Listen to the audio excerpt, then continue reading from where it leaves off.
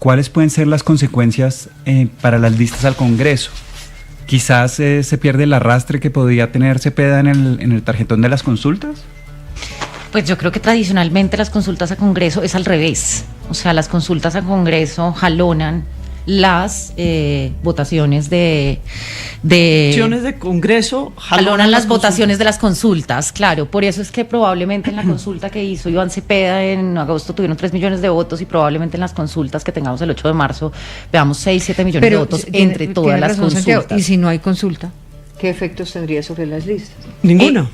Ninguna, porque yo creo que las listas de Congreso, la gente vota por Congreso y vota muchísimo por Congreso. No requieren un incentivo adicional a la campaña ordinaria de Congreso. Distinto ocurre con las consultas, y lo hemos visto en la consulta esa de Cristo y Humberto de la Calle, lo vimos en esta consulta del Pacto Histórico, lo hemos visto siempre. Ahora, el problema va a ser otro. Además, porque esta norma, no se nos puede olvidar que quien firmó esa norma como presidente del Senado es un señor que se llama Armando Benedetti, ¿no? Eso no se nos puede olvidar. Era el presidente del Congreso cuando se discutió la norma en cuestión y estuvo muy en la discusión. En la norma se habla de las coaliciones. Las coaliciones estaban buscando proteger minorías. Por eso se hablaba de aquel que tuviera menos del 15%. Y ahí las listas del Pacto Histórico sí se van a ver afectadas, como ya se vieron en el Valle del Cauca. ¿Por qué? Porque hicieron coaliciones cuando tenían más del 15%, aprovechando un incentivo que le da la norma a las minorías. Pero si uno tiene más del 15% de la votación en una región, pues evidentemente no es minoría.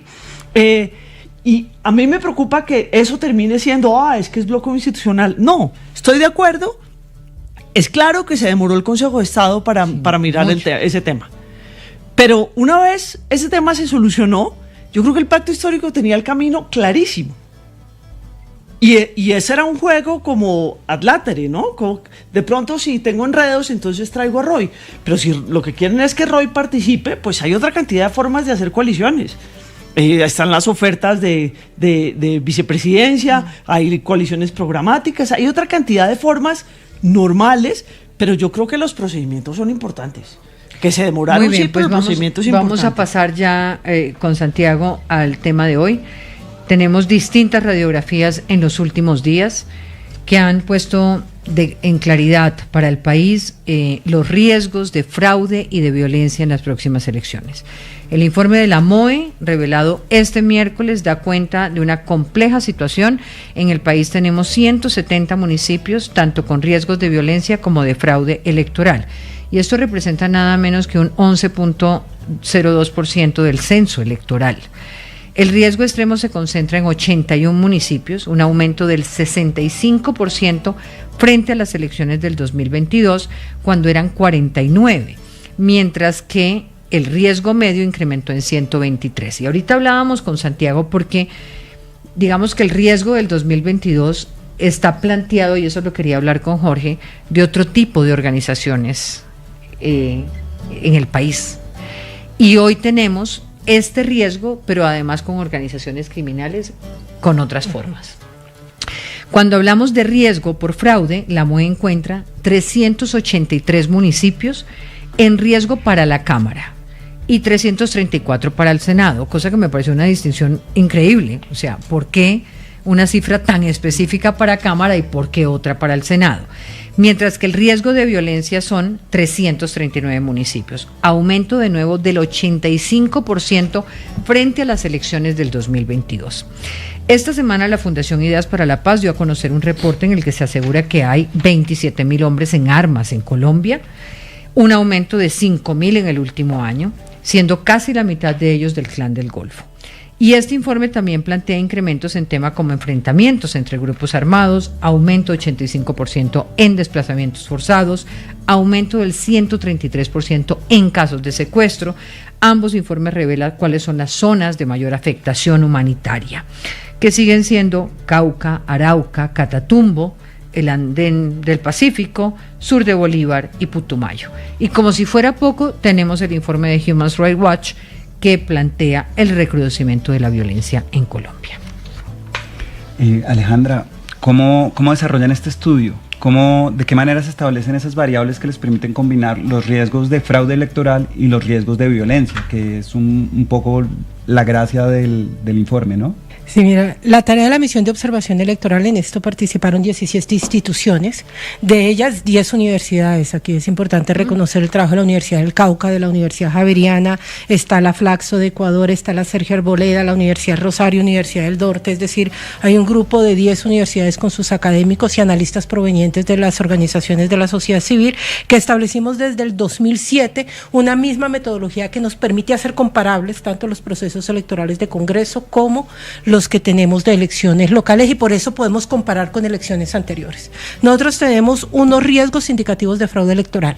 Esos riesgos indicativos de fraude electoral son el resultado del análisis de los resultados de los procesos electorales a nivel municipal, y eso nos permite determinar cuándo tenemos comportamientos atípicos. Es decir, voy a poner un ejemplo: si nosotros tenemos más o menos un 48% de participación en el país y tienes un departamento que tiene un 45% de participación y ves los municipios con un promedio de esa participación, y de pronto en el municipio tú tienes una participación del 30%, la pregunta es ¿qué pasó ahí?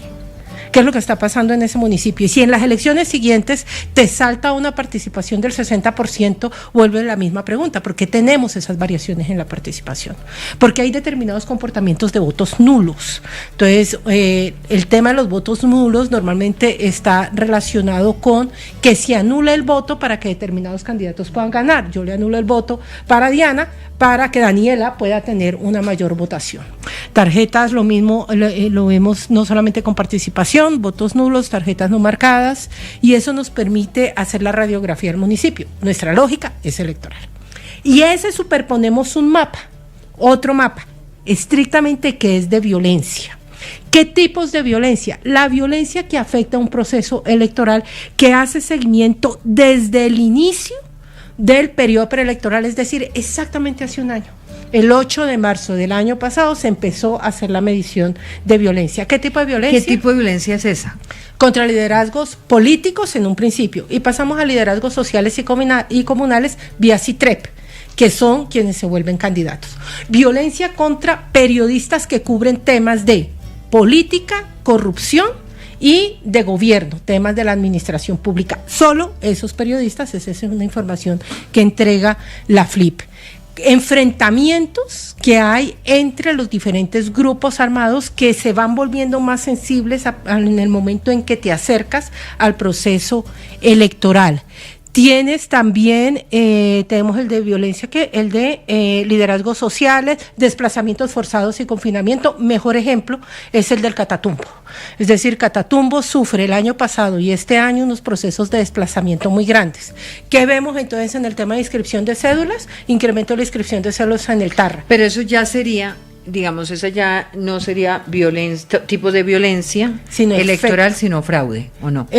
No, eso es por presión. Por presión que tienen grupos armados. Mayor inscripción. Pero en otros, Diana, por ejemplo, se puede dar el tema de mover ciudadanos, no porque hay una presencia de un grupo armado. Entonces nosotros decimos, muy bien, ¿qué pasó en el Tarra? ¿O qué pasó en Cúcuta? Se incrementa. ¿Qué nos dicen los analistas del Catatumbo? Se incrementó porque tenemos unas movilizaciones de desplazados que no han podido hacer retorno. Eso es comprensible. ¿Qué pasa entonces en el Rosal, en Cundinamarca? ¿Por qué tenemos un incremento de la inscripción de cédulas en el Rosal si no tenemos ningún fenómeno y además variaciones en la participación? Y ahí decimos, ojo, entonces tenemos que entrar a mirar en detalle cuál es el fenómeno político del Rosal para poder tener ese aumento en la inscripción de cédulas. ¿Cuántas personas participan de este trabajo? 37 analistas. Son 37 analistas de 17 instituciones. Okay. Se encargan de hacer los mapas, los 2 mapas base, violencia, indicativos de fraude electoral. Ese permite un consolidado. La lógica es mirada electoral, no desde los derechos humanos. Este no es un mapa de orden público. Y tenemos los analistas que hacen como Andrés Chilito, como Freddy de Arauca, que hacen ya la mirada regional. Con Chilito en Cauca, que ya está con nosotros. Pero para interpretar. Antes de pasar a otra pregunta de Santiago, quería preguntarle, estábamos hablando de la parte metodológica, ya entonces en el tipo de violencia electoral, en el tipo de fraude. Bueno, la identificación de los comportamientos de fraude se hace a través de resultados electorales. Es decir, ahí estamos viendo lo que te mencionaba, participación electoral, votos nulos, Pero tarjetas entonces, no ¿cómo marcadas, sabemos que hoy hay un dominio? incremento de municipios para fraude si no tenemos resultados electorales? Porque lo miramos a partir del comportamiento de elecciones iguales anteriores. 3 elecciones anteriores nos permiten entender cómo se comporta ese municipio.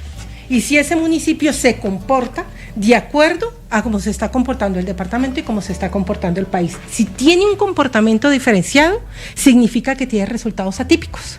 Y significa que tenemos que entrar a ver por qué hay esos resultados atípicos. Unos pueden ser, Diana, dinámicas electorales, candidatos que se presentan con mucho favorecimiento, pero lamentablemente tenemos comportamientos atípicos en Colombia, especialmente relacionados con la presencia de grupos armados ilegales.